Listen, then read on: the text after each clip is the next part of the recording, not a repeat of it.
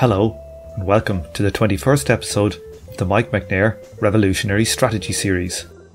Today is Sunday, the 18th of August 2019, and I'm your host, Tom O'Brien. This week, we continue with Chapter 7, the Workers Government Slogan, and talk inevitably leads to the philosophical and sociological world of toilets.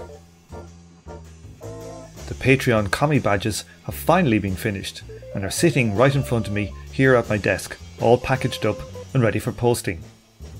If you are due one, please check your Patreon account messages and let me know which design you'd like. If you'd like to get your hands on one of these beauties, you'll have to betray your proletarian Patreon tier and join us up here in middle management. The perks are exceptional. If you'd like to help out the show, head over to Patreon, where you can join the Patreon gang for as little as $5 a month, which works out at only $1 an episode. If you'd like to comment on the show, please do so on the YouTube channel. Make sure to like, subscribe and share.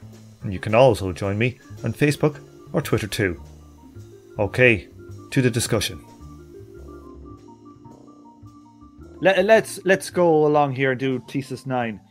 The working class does not only need the Communist Party before and during the conquest of power, but also after the transfer of power into the hands of the working class.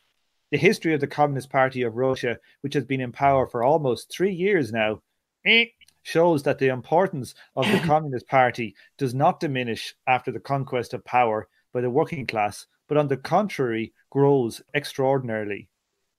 However, the political ground for these claims is the argument for the vanguard character of the party, Theses 1 to 3.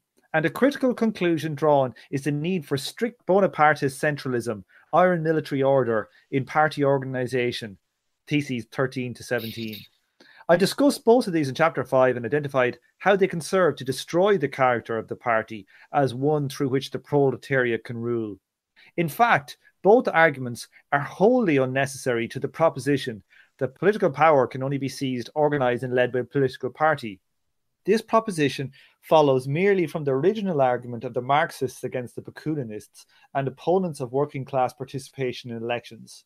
If the working class is to take power, it must lead the society as a whole. To do so, it must address all questions animating politics in the society as a whole, and all its elements.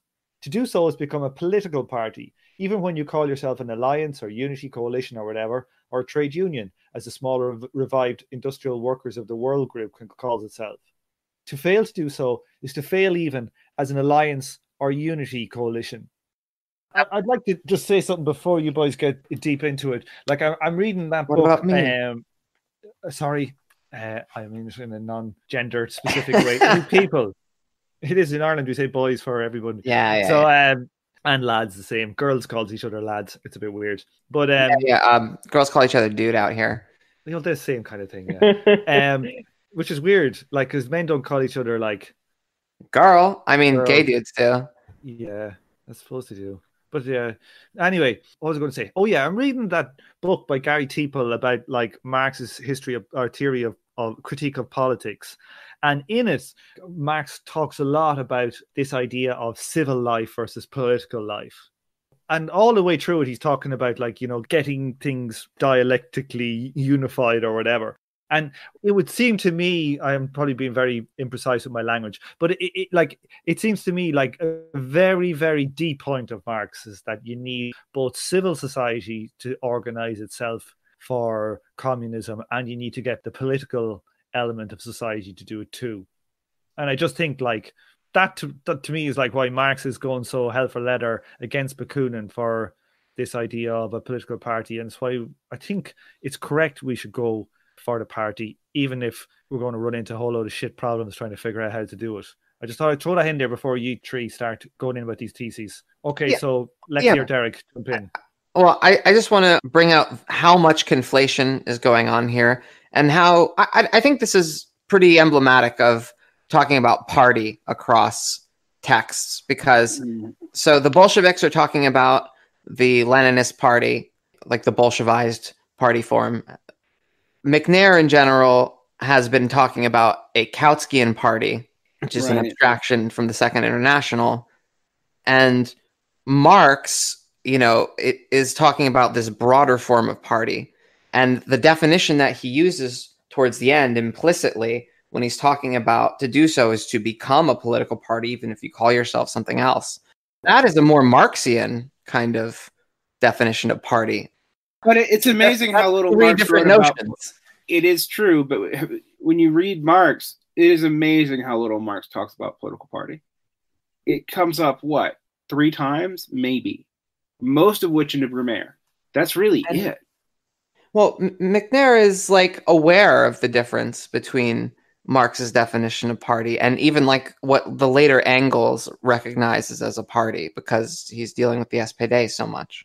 I think McNair does realize these differences, but he's not I honestly think he's not pointing out how, until that very last paragraph, how different these are.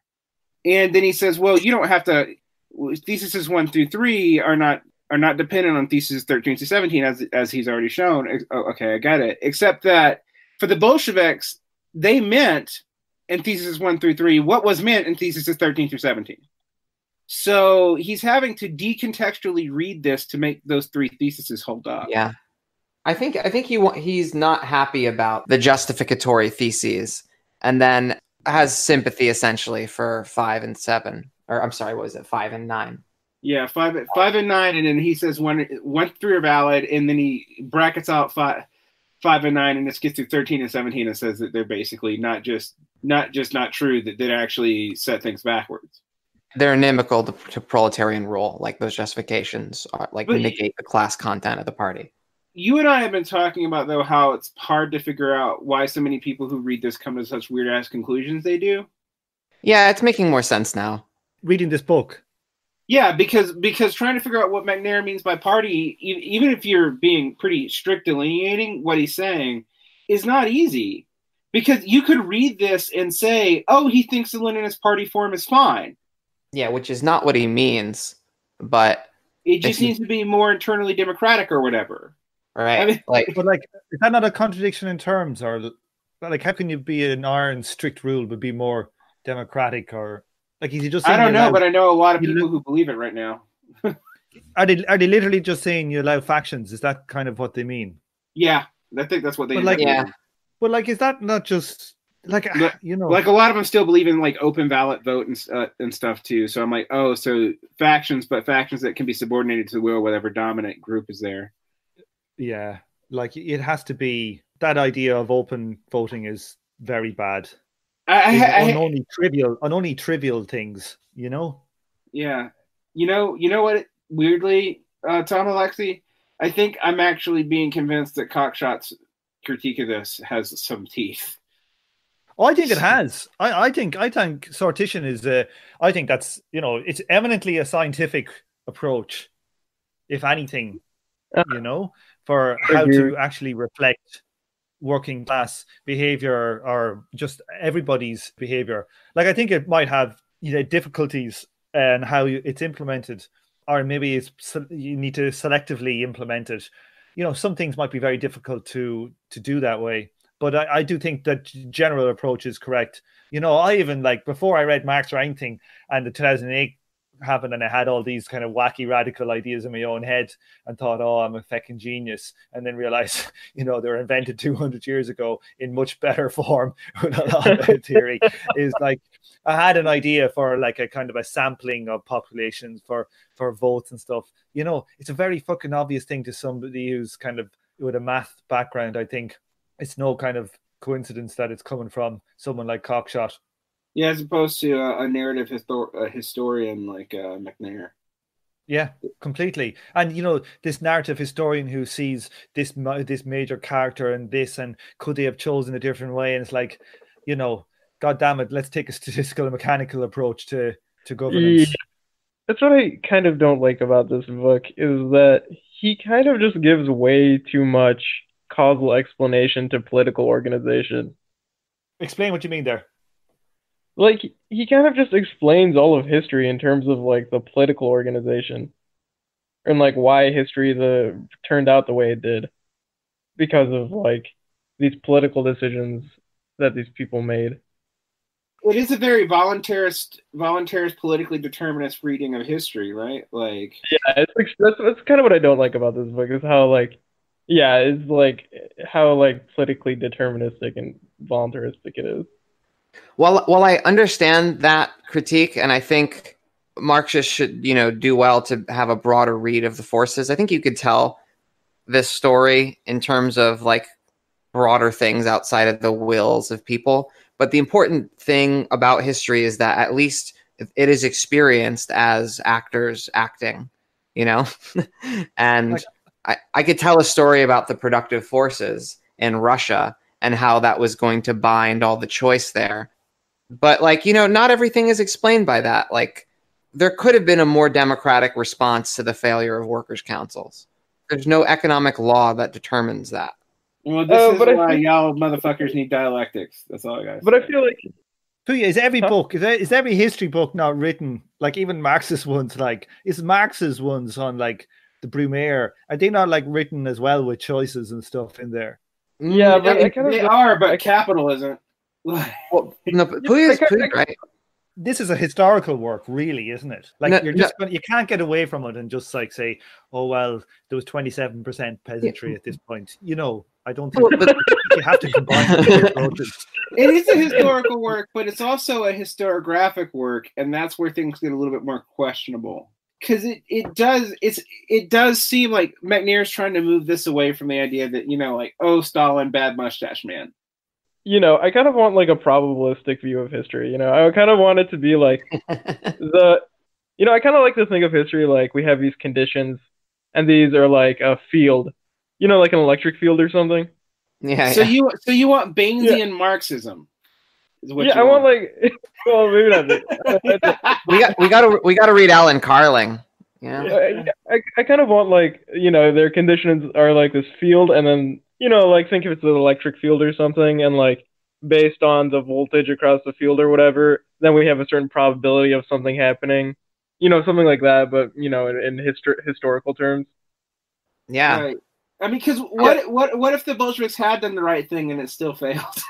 I want like somebody to go through like the empirical data that maybe the economic conditions and the political conditions that correspond to these. And this book isn't really giving me that, but I think he's correct in a certain way.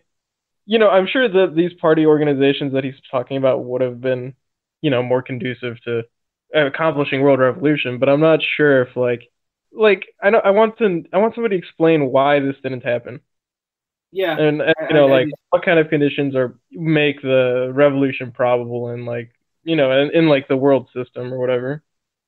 Yeah, Marx tended to talk more about forces and relations of production in his political explanations, and like the broader like class compositions in his political explanations. McNair is zeroing in on one level of analysis. I know for a fact that McNair also thinks in these broader ways, and his work more generally is characterized by a pretty deep engagement with class composition and forces and relations of production. But also he does take legal forms and that sort of thing to be important. So I think like outside of this book, you'll find that he has more explanatory things to say about that stuff. But he's just abstracting a lot of that away because of how disastrous the role of agency in the Third International really, was. Like there, in a way, he's making an argument that there was a big mistake here, and it wasn't necessitated by, the big Marxist forces that we usually appeal to. Well, I think the other thing that we have to deal with is you mentioned bound choice theory, but bound choice theory does indicate that there are choices, and I'll give McNair this. He does try to read these choices as bad responses to legitimate things that have happened and not as purely will. So even in this little chapter, you have this whole explanation of like, well, the Soviets totally fucked up because they didn't think about the structure of the Soviet comp. They had to institute an institutionalized military, and to respond to that and maintain power, the Bolsheviks had to militarize their own ranks. That like once you have made that mistake, there really are only certain things you can do. Yeah, I think that's fair. Like when I interviewed him, like he was talking about, say about today's politics. He was talking about how there's like a kind of a bifurcation of kind of political choices. You got the kind of turn to right-wing nationalism, and you got the Corbyn or Sanders movement, and you had these two things that the state of the economy and political life are pushing these two alternatives, and it's like, it's up for grabs. And I think when you get into this talking about like Lenin and the Bolsheviks and all that, you get trot. I don't want to say just trots, like Stalinist trot. You get a lot of people on, and they think they will have a justification for why everything ended up the way it did, and that's how it should have. And he's fighting back against that, and I think that's where the book comes from. I agree. I just want to justify Pouya's slight dissent here, and that it would be nice to have some of this stated in probabilistic terms as opposed to absolute ones. Yeah, or maybe not like this should happen or this shouldn't happen. Like this did happen, and I know what Lexi said. I understand what he's doing, but it's kind of I don't really think that it's an accurate way to like model history. Yeah. I don't think it's like good science. Yeah, the thing is that I don't know that this is trying to be good science. I know I sound like I'm talking out of both ends of my mouth on this one, but I actually see both sides. But it's frustrating to me because I see how you could. Go ahead, Tom. Sorry, I was just going to say both ends of your ass. That's fair. That's fair. It's frustrating to me because if I take the politically determinist reading of this, which is easy to take, I can come up with some pretty messed up conclusions. Well, I mean, I could basically just say all we need is party discipline with factions as opposed to not factions. And we don't need to militarize it so much, but it's still a vanguard party, and it's really ideology that's going to cause it to win. Yeah, I kind of got that vibe from this book just a little bit. Right, and I'm like, some of the problems aren't just ideological. And to be fair, I've read enough of McNair's articles on the Weekly Worker to know that he actually gets that, but that's not in this book. Right. This is McNair intervening among Marxists that are just not going to actually change their mind about that kind of thing. He only really deals with Stalinism. Like up front, he does say a couple things explicitly, and then drops the bomb about Bonapartism. For the most part, you could be an anti-revisionist and read this book and be like, okay. See what you're saying? I mean, I've actually noticed this whole tendency after people have been exposed to this book, and it's not just amongst people we know, to be like, well, why do you hate the techies, more than you hate capitalists and stuff? Like, we need to have some kind of objective unity against the right wing of socialism and capital. And I'm like, what? How did you read this and get this out of this? But I think you can. I don't think that's what he's saying, but I don't think it's excluded either. I think Kyle just rolled in. Hey, Kyle. This is Kyle from General Intellect Unit. Everybody. Kyle. Hey, what's up? Well, you've just missed a whole lot of talking about toilets. You have a good half hour on communist toilets. Oh, I didn't realize we were reading Zizek. Oh, are you saying because he's crap? No, he's got that famous skit about how like the different toilets in different European countries like represent some truth about ideology. I actually was okay. I think he's right. Frustrating. Oh dear God! You think he's right, Tom? Yeah. Have any of you been to Germany at all? Yeah. Yes, I have. I lived there for a couple. Unfortunately, not yet. Germans have the worst toilets in the world. They have you go for a shit, right? And they have like a flat bit where your shit lies and it's not underwater. It's up. And so like you go for a shit, it stinks the place out. You can't sit there and read or anything. You have to get the fuck out of there. So the Germans, they can inspect their shit after they do it before they flush it. This is exactly what Zizek was talking about. Man, they're the worst toilets in the goddamn world. It's fucking rancid.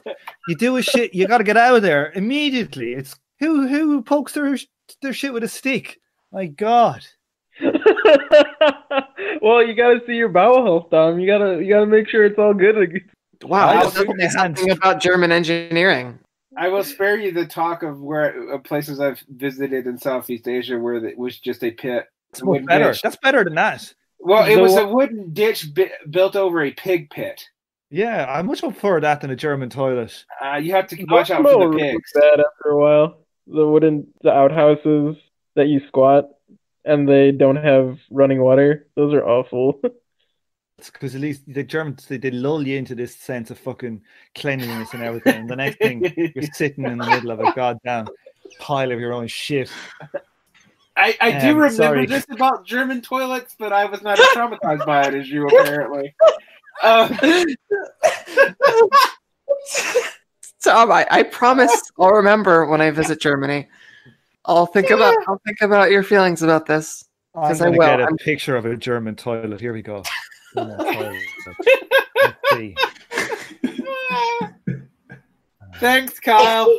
Yeah, I'm glad I introduced this derail into an already toilet-focused conversation. Yeah, okay. I appreciate it. Look at that. God. Look at it. Tom. We have to talk about the Third International, Tom. I'm keeping my mind at the more holy thing. I think we need to turn the page. It's a bit much. Party states everywhere, Kyle. Yeah. This might be a metaphor for the party state. Let's move on. This is the country that gave us the SPD, so you know.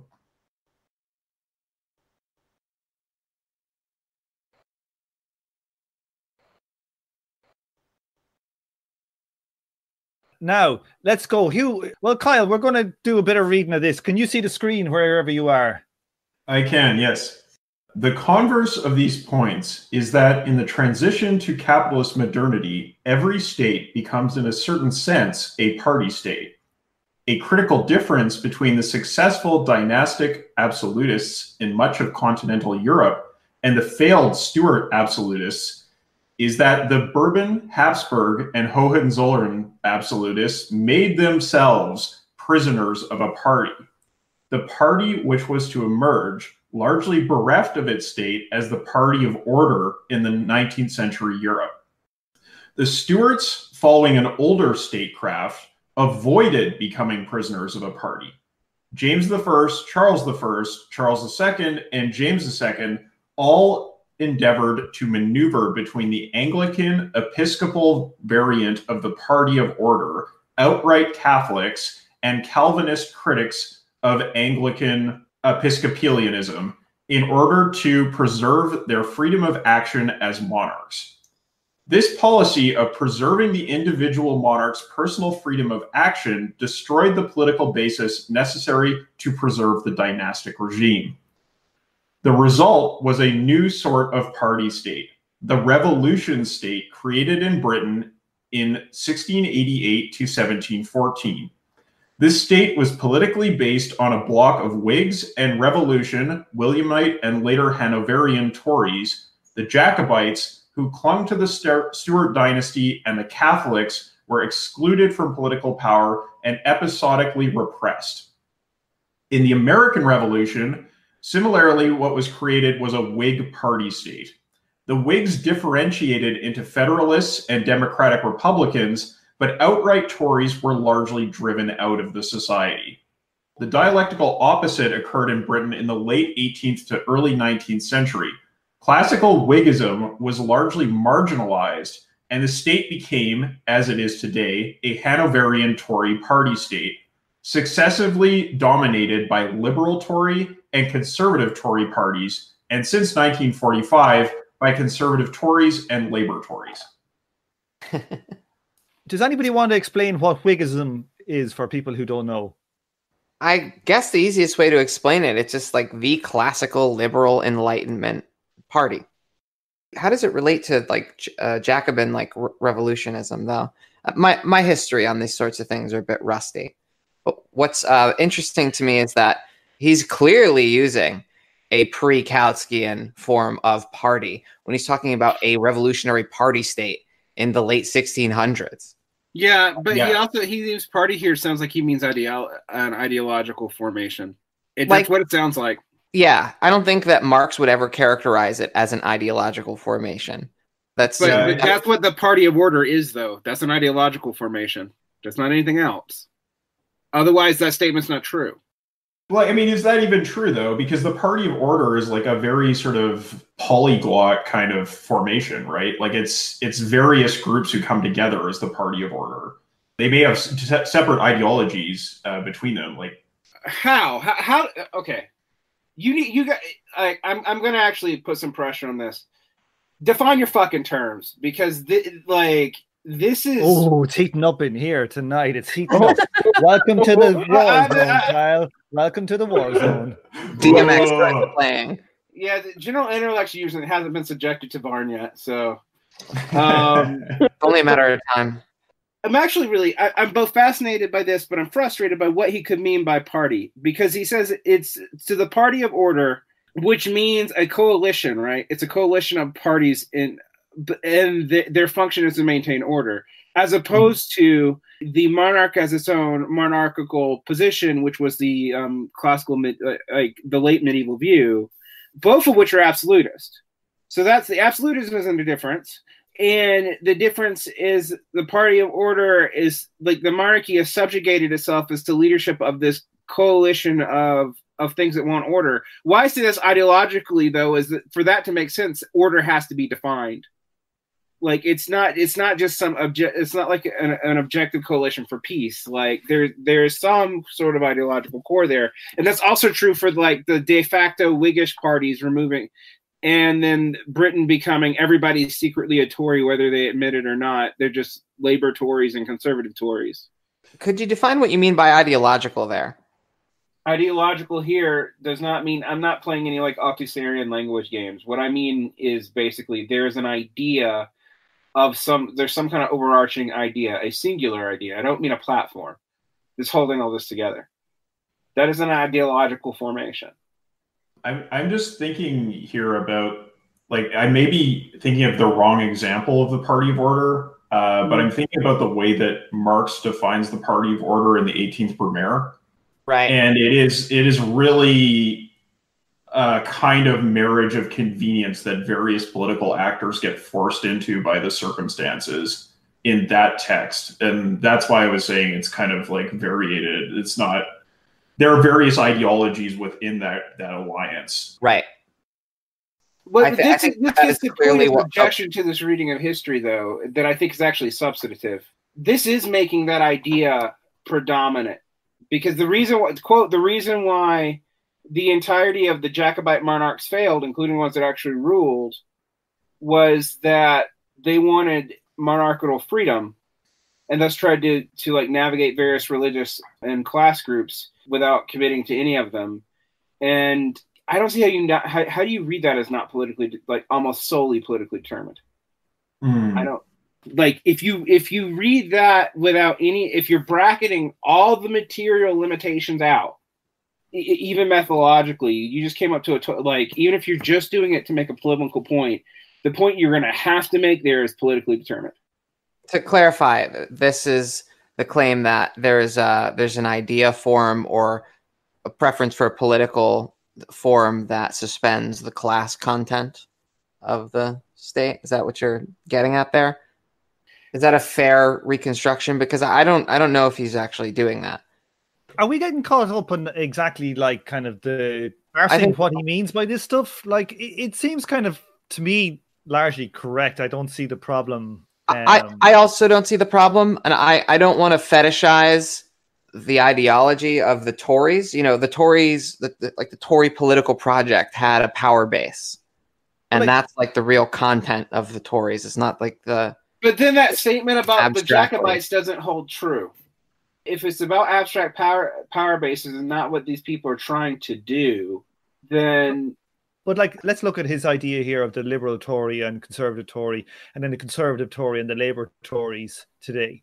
If you look at both Labour and the Tories in England are 100% in favour of the state. It's not like the Labour Party is like a revolutionary communist party. Now, or even arguing to get rid of the Queen.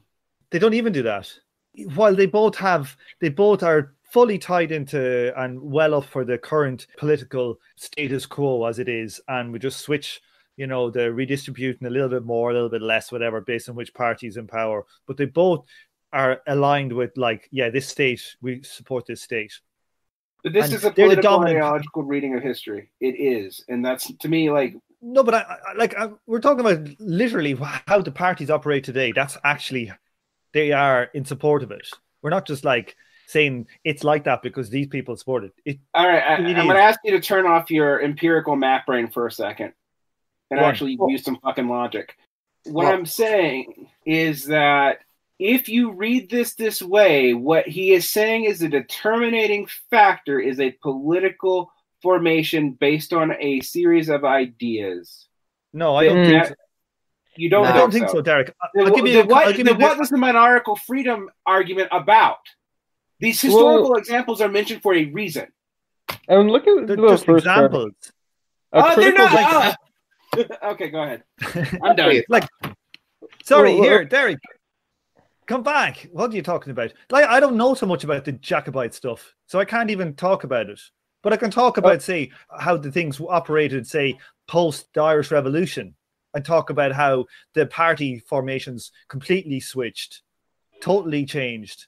But if you want to look at it, the party formations were a function of what went on in the economy and in the material conditions of the people.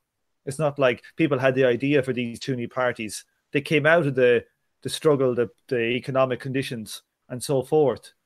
And I think that's the point he's making. He's not saying like all of a sudden in political life in Ireland there was Fine Gael and Fianna Fáil, and that's just the ideas people had in their head. He's not saying that. I think that's just looking for an argument where I don't think he's trying to make that argument. I got kind of lost in your conversation, but I think this might be an important quote, is in the first paragraph. A critical difference between the successful dynastic absolutists in much of continental Europe and the failed Stuart absolutists is that the Bourbon, these people, absolutists made themselves prisoners of a party, the party which was to emerge. So I think he's trying to make the claim that they were successful because of their party form.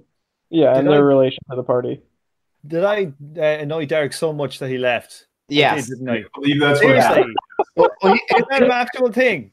I mean, I don't think that he's like totally like wrong to be critical of that way of thinking. But I don't know if McNair is saying that this is purely a matter of ideology. Because I guess what I'm reading underneath this is that the party state, the party systems that are emerging have bourgeois class content. And so, yes, the fact that you have conservative Tories and you have Labour Tories are for the bourgeois state in a substantive sense.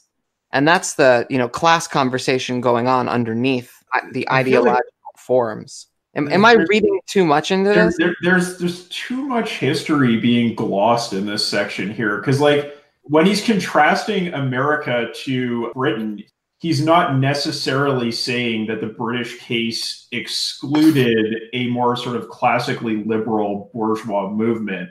The expression of bourgeois interests in America is more like directly, that kind of bourgeois liberal ideology, whereas in Britain, it's a kind of weird compromise that happens with the existing aristocratic formations. Well, I have a question that I'm come back in now that I've stormed off in a huff. Sorry, Derick. Cool down. I do. So, go ahead. I was just going to say apologies. I didn't mean to piss you off, even though I kind of feel like this is finally I got him to storm. After 5 years, I finally fucking broke his brain. You Irish ass. Anyway, I'm going to blame this on national character, just like Marx and Engels sometimes did. That's what he would have wanted. I blame it on the good times. But in all seriousness, I feel like I have to bring, like, the reason why I'm doubling down on this is not because I think this is actually what McNair thinks, but I think that, like, if you just read what he's saying, that's the most logical conclusion from the examples he's given. If you take these kind of equivocations all together, and some, I don't want to just be like a nitpicky ass, but like I think in the large thing, what he's saying about ideological limitations are true, but the question is why? And if I was to read this and just have this in my head and not try to put a class analysis on what he's saying, I would conclude that the new ideology eradicates the old one for whatever reason, and that everything gets subsumed to that. And that is that's not just politically determinist, that's hyper politically determinist. That's almost authoritarian. I think the thing about the party state is that it exists to suppress its political and ideological opponents, right? So you get, for example, in America, Toryism is basically exterminated, whereas in Canada, it continued to exist because there was not a Whig party state in Canada. Right. Right. It was a Whig Tory party state in Canada. Yeah, exactly. But what's interesting about this, though, I want to go into this. How did America get rid of it? Because we didn't kill that many monarchists after what was the initial insurrection. No, definitely not. It's a very strange transition from Toryism to a kind of like orthodox Whiggism as like the dominant ideology that happens in America. Like, I know that John Adams always got shit for kind of looking a little bit too monarchical, but they didn't even have to really like abolish it that much. Other than banning it in the Constitution, like it's not like people were. I mean, even when, like, for example, someone declared themselves emperor, which has happened in the United States a couple times, everyone just treated them like they were crazy. Like, could it be to do with the nature of, like, there's loads of land and small peasant getting the hands on the land? I firmly believe that tradition could be completely different if George Washington decided to be king instead of it. So, like, agency matters in history. It's a fact of history, and it's just a matter of consigning agency to its proper causal role. Yeah, there's a weird reconciliation of the Southern elite with Whiggism that happens sort of provisionally up until the Civil War, and then it's on a new character afterwards. Yeah, because people miss that the Southern slaveholding states were largely monarchist, even though there's just now this popular kind of liberal Maoist thing about how the monarchists were actually more progressive than the bourgeois revolutionaries because they were more against slaves. And I'm like, yeah, that doesn't make any sense because the slavers in the South were more aligned to the monarchy until the very end. Yes, Britain abolished slavery before the United States did, but it's just not like some of that was actually contingent on what happened in the United States. My smartass comment, Lexi, earlier about y'all motherfuckers need dialectics. This is an agency contingency theology tension, and I don't know that this is a flaw to McNair here. Like, it's a flaw in McNair's thinking. I think it's a flaw in the way this is having to be presented and having to be glossed. That you could read this and take the exact wrong conclusion from it, or maybe I don't know if it's the wrong conclusion. Actually, that's the problem. I think it might be slightly clumsily written, this paragraph, this section, and how he's explained it. It's quite idealist in its writing, isn't it? Like, I think what we're choking on here is that McNair is behaving as a political scientist or a legal historian of some kind, and really just more of like a bourgeois political scientist, you might say. Like, he is a legal historian, but the way that he's writing this is only on the level of politics. And causation is discussed in terms of how it appears in political life.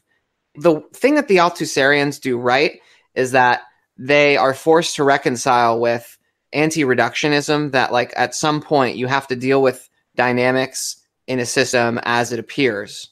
And you have to like observe what behaves like causality within the system, even if you have an idea that there's some deeper force at work. That's, greatly complicated by the rest of the bullshit in that tradition, and they turn to like butthole psychoanalytic, like Lacan stuff. The point being that like you can talk about these things on this level, and you're not delivering a whole picture. You might say it's a half truth if you need the class analysis to always be there. I understand that. But as agency, does that even exist? Oh dear God! I think it's an interesting philosophical question, Pouya. That like, well, it's not philosophical. It's not kind of an empirical question. Yeah. No, it's not. It's empirically adjudicated whether agency. Well, empirically, Pouya, agency does exist, unless you mean rationalistically. What do you mean? Well, like, I experience agency and so do you. Anyway, this is definitely philosophy. Trust me. I just find that this idea that he's trying to put over here, this idea of the political makeup of a state can be radically quickly changed, is an important, powerful thing, I think, for a unity of the left. If you think about it, for me, this would mean, like, let's say you have a socialist revolution in the morning, one type of socialist kind of takes power or whatever, that the new politics would be like communist state party types versus more anarchist types, or say some sortition types at other ends, and that's the level of the politics now operates. I find that like a very uniting thing for the left, that's so split into their silly little, oh, you're an anarchist, oh my god, I'm a left com. You know, I just find it like it's something that we should use to unite action amongst leftists. But I just find it a very powerful idea. What do people think? Like, of it as an idea, like, I think it's very correct, and I think it's very powerful. I think it is an interesting idea in terms of like understanding how within a political paradigm that exists within a country at a certain point in time, like I guess which would be like the intra-party politics, there are these like fundamental assumptions that are shared by all parties that are included within political decision making. Like that just seems to track. I think my biggest problem with this particular section is that, like, for example, he talks about the formation of the party of order out of European absolutism, and you could look at the French case there because that's the one that Marx points out. But then he just sort of like says, oh, and look at the French Revolution and Gaullism. And it's like there's this, the chronology is interwoven in reality, but in this analysis is split up, and that completely removes the causal element from what's going on. And I think that creates a lot of confusion for me. France is instructive because the bourgeois revolution in France does not get rid of monarchism at all. Why is there no like American, there is now actually, but historically speaking, there's no like American equivalent to de Maistre. And I don't think that that's dealt with. It's just glossed. Like there does seem to be some big differences between some of these developments, and in some cases they don't abolish all the prior forms, and they still exist politically. In other cases they do. They just, like in the United States, you're right. There is no, weirdly, even like 10 years prior to the revolution, most of the revolutionists were monarchists, and then like after that they're not anymore. It's just not even an open question. I don't think this answers that clearly. Let's read this paragraph. Let me have a go. The idea that political power can only be taken by a party or a party coalition, and that the resulting new state is necessarily a party state, does not therefore at all imply the tyrannous character of the party state created in the Soviet Union and imitated in many other countries.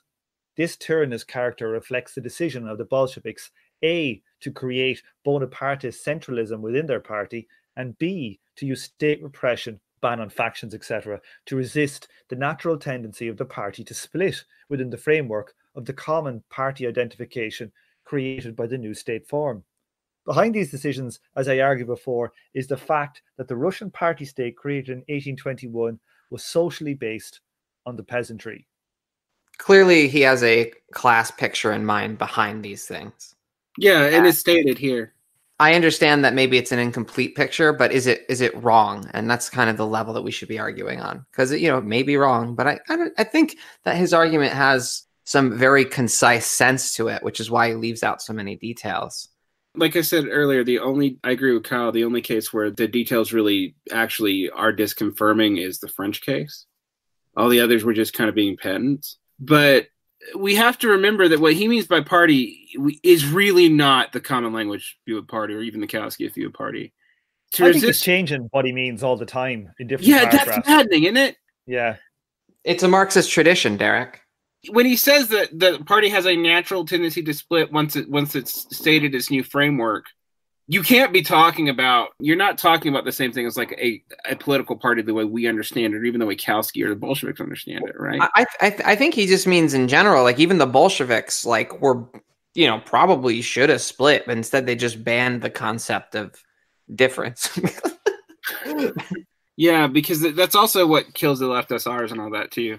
Yeah, I think that's the thing is like when he says the Bolsheviks, he's actually talking about like the party state that was led by the Bolsheviks and then which the Bolsheviks subsequently purged of all opposition, and including within their own political party as we would understand it in the sort of conventional poli-sci sense. Okay, let's go back. Extreme democracy. Suppose that we fight for extreme democracy, as the CPGP has argued we should, and that in our party program a series of concrete measures to this end. The existing state fails, and some party or coalition of parties based on this aim forms a provisional revolutionary government. We proceed to reconstruct the state order along the lines of extreme democracy. The resulting state will be a party state of extreme Democrats, to the extent that an extreme Democrat coalition takes power. By doing so, it will become a single party and the parties within it, factions. The parliamentarists, or the rule of law party, probably composed of several labor, conservative, liberal, etc. factions, will be excluded from political power, just as the Jacobites were excluded from the political power in post-revolutionary Britain, Tories in the post-revolutionary US, and monarchists in post-revolutionary France. They will be excluded from political power in the same sense that Islamists are excluded from political power if they do not monopolize it. That is, their constitutional ideas will be subordinated to the extreme democratic regime and marginalized by it. They will quite possibly turn to terrorism and have to be repressed. But the fact that the state is a party state, in which the minority which opposes the new state will be excluded from power, and if they resist, repressed, does not in the least imply that the party state cannot have parties or factions within it. A party state as a one-party state, complete with a ban on factions, expresses the class interests of petty proprietors, as opposed to the class interests of the proletariat. Suppose instead a single communist party takes power and creates a radical democratic state forms. It will be expected that this party, while retaining a common party identification in relation to the revolution and the state, will break up into factions over major policy differences. All of this would be true with the names and some of the concrete detail change if we replaced extreme democracy with all power to the workers' councils, and a council's party or a coalition formed a provisional revolutionary government. There we go. So if I took McNair's suggestion seriously here, we should not be forming a Marxist party, but an anti-constitutionalist extreme Democrat party. Like, he doesn't have anything in here about seizing the means of production, does he? No. So I assume that he's not saying we should just try and be Switzerland, Swiss canton or something, or Vermont. I presume that he's just taking that as a... Yeah, there is a section in there that I think is quite important. I think if you go up a bit, we can go back to it.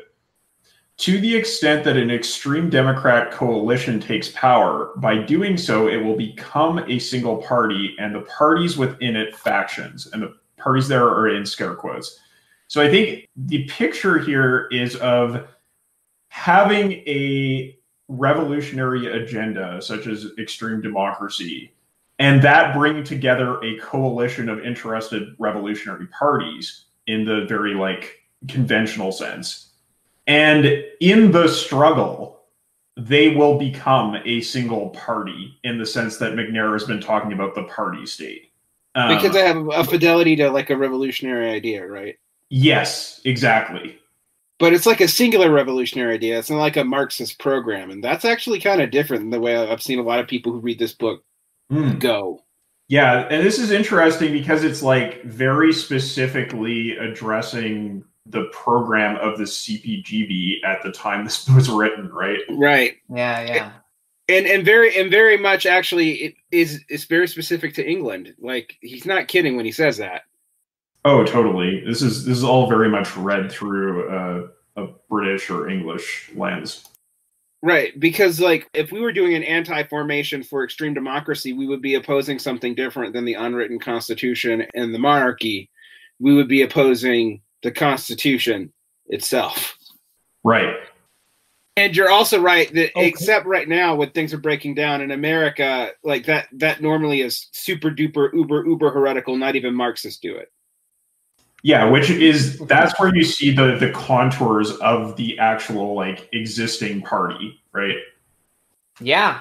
No, that's the implicit kind of constitutional regime of the American state. Like, it's a kind of party. Like, so we need to. It makes sense. We want to sum it up. It's when Donald Trump said in front of the Senate or whatever, you know, we will never be a socialist. We'll always be a capitalist country, and everybody stood the fuck up. Yeah, that's true. Yeah, so now, that's it. Mm-hmm. There it is. Leads to the end. Except Bernie Sanders, who was bending over. You know, Bernie could have had a bad back. Yeah, except Bernie Sanders, who was bending over, and it's just, you know, it's like we have to have capitalism light. He was trying to get a Zimmer frame up. But, you know, he's loyal to the Constitution. Nothing new about is. what he's saying is disloyal to the Constitution, and that's how the left normally is. Like, I mean, in the United States. I think you can also see these like sort of contours of like what McNair is talking about in the British case, with all of the sort of like empty controversy about Corbyn not being deferential to the monarchy. Yeah, they goddamn hate that here. Like, they hate it. Like, anytime like he won't go to this state function or that one, or he won't like sing the national anthem, the press goes absolutely bananas. It's hilarious. That's an awesome power as a propagandist. It is. And the weird thing is, I think like Republicans in Britain, I think it's nearly 50-50. It's something crazy. It's not like 1% of people. It's really quite normal, but it's unspeakable to be in Parliament or anything and not fucking toe that line. Yeah, that's the peculiarity of British class society, right? It's still semi-feudal. The divorce between the ruling class and the population at large is just extreme. And like what, you know, when he's talking about how the Whigs were basically suppressed in Britain, I think he's talking about the like, what do you call them? The nonconformists and like the people who went on to be like the sort of like Whiggish socialists at Cambridge, like the, you know, like Keynes and that group of people. I guess you wouldn't technically include Keynes, but yeah, like that kind of radical liberal socialist tradition you find at the fringes of British society, which has no actual like purchase in the official politics of the country. I just looked up the stats on it in England. It's not as high as I thought, but it's 18% are Republicans, 75% are Royalists, and probably a huge amount of them are soft Royalists, you know, like, oh, they're good for tourism or some bullshit. Right. So I had a conversation with Douglas Lane about this the other day, and I won't give the specifics because it involves people and controversies. One of the things I said is the more you guys talk about what is imaginable, the more you give in to the current, not just capitalist, but the entire political order, because everything that you believe now is based on the system that currently exists now. And basically, you're thus, if it is imaginable to you under the current system, you actually legitimize that system. So talking about it being revolutionary in any way is kind of silly. I wasn't actually making like the anti-parliamentary, anti-democratic point that a lot of people make, or like the MLs make, or whatever. What I was just saying is like everything that seems imaginable to us now is because it's within the current constitutional order or our political order, or in capitalist order too. But I guess and McNair would say it's in the current party order. Now, am I misunderstanding? So I say that because what I would use for party here is movement, but he uses that differently. So I'm not quite sure. There's an important distinction there, because when he talks about the transition to the party state, the party comes after. It's post the struggle. It's a product of the struggle. So it's the concretizing of the movement, even if it's not concretizing in a singular political party. Got it. Yeah. No, but it does seem to me like we have to be both more and less radical than at the same time in regards to this stuff if we took this seriously, right? Meaning what? Well, I mean, for example, like this pro-democratic, just not leading an insurrection and killing everybody is the way to power stance that McNair is taking here. But like you do have to radically transgress some element of the current order. And it may even have to be simpler than like overthrowing capitalism, because we can't even agree on what that means. Yeah, I think that's fair. I think that the movement would probably not agree precisely on what that means, and you would see that debated at the factions or the quote unquote parties that fall out of the party state, right? Yeah, it's like something that has to be settled in the mix. Right, but we'd all have to agree that this one element's fucked up. Yeah, you have to have enough core commonalities. In the French Revolution, right? It's the abolition of privilege, right? Like that's the thing. That's the program you get kicked off on. Yeah, like the American Revolution is probably getting rid of the British, or the Irish one, or take your pick. The Chinese probably getting rid of the Japanese. Yeah. Well, it seems like it seems like one of the reasons why nationalist revolutions would be easier to do is this would be easier to form around. And that's why this is in some loose sense what the ML argument that all the like national liberation revolutions are positive would be true. And in so much that they're easier to be revolutionary because it has a clearer agenda to which to build a coalition around. But those party states would be nebulous as fuck. Well, and McNair would discount them as being all that valuable because he would associate them with a revolution of the petty proprietors. Right. Yeah. Ugh. I'm not sure why he says that it's a class interest of petty proprietors. It's an old Marxist argument about like how peasant revolutions tend to go, where it's probably like in the Marxist tradition, it's usually like thought of in terms of classical like Chinese civilization and the way that like there was a concept of the mandate of heaven, where you'd have a dynastic emperor, and sometimes they would just basically, in so many words, like lose the mandate of heaven, lose the favor of the gods, and they would have to be replaced by a new dynastic emperor that has the mandate of heaven. And that is the way that those revolutions would tend to go, that there would be an uprising and it wouldn't really replace the form, it would replace the person at the top, right? And it would correct the system. It would correct the system. The idea was having a better king as opposed to like just getting rid of the fucking emperor altogether. And there's a historical, element of that with like most peasant revolutions do end up recapitulating the power structures just kind of nicer. I mean, in the medieval period, partly, and the reason why it's considered petty proprietor, and he's saying petty proprietor here to not just say like, oh, those dirty peasants. He's also like petit bourgeois and stuff would be this way too. Is that you have something at stake in the current society, so you don't really want to understrong it. You just want it to be nicer. Yeah, you need somebody who can kind of act as an agent to redistribute property, right? Because you're atomized, right? You're either, like, I guess in the case of the peasantry, it's like either you're atomized into like small collectives, or you form a mob with no capacities for self-rulership, right? Like what you see happen sometimes in peasant revolutions is that they will essentially promote even if it's like the most radical and you have a peasant ascending to the throne, it's like somebody is promoted out of that group to be the person who's going to do the redistribution. And I can understand this argument sort of personally as like a worker who is like very atomized, and whenever I look at politics, it's like I feel like I have no power in myself or the people around me to affect what is going on. But if some heroic redistributor like a Bernie figure or something comes up, and then there's like this wellspring of support that happens because it's like, oh, there's an agent, or even a Donald figure. A Donald Trump figure, which, by the way, that when we talk about the moods of anti-politics and stuff, that's one of the things that I think is missed. Is a lot of anti-political moods happen in peasantry, but they end up just recapitulating the same power structures with a different head that more represents what may or may not be viewed as their immediate interest, and that's not really revolutionary. That's recapitulatory.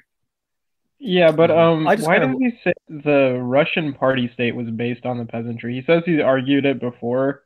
And I only came in. Well, I mean, it's just objectively true that the Soviets actually have more peasants than proletarian in them because at the state of development the Russian Revolution happened at, like only like 12 to 14% of the population was proletarianized. Like most of the country was still peasantry. Yeah, but in like the basis of power of the Soviets, probably the proportion of workers was different than in the total country. Well, I don't know. That I think one of the things that he points out early on, though, is both in the SPD and the Bolsheviks, the actual portion of workers was always lower than people were comfortable with.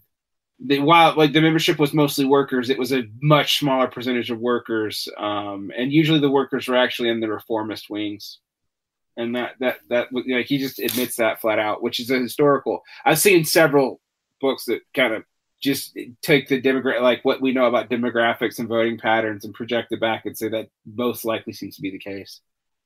Well, I know, like you're talking about replacing the head of the government. I'd like if you could take off Donald Trump's head and maybe put I don't know, a piano there instead.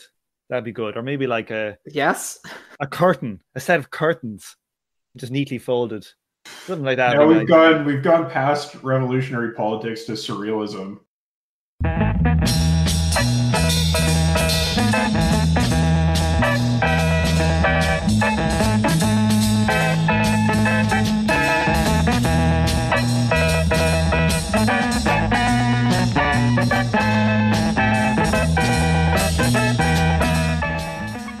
On this episode, you heard the theme tune, The Order of the Pharaonic Jesters, and The Night of the Purple Moon by Sun Ra and his orchestra. Thank you for listening, and please join me for the next episode of From Alpha to Omega. This show is a member of the Emancipation Network, a Marxist podcast and research collective. Make sure to check out our network sister podcasts, General Intellect Unit and Swampside Chats.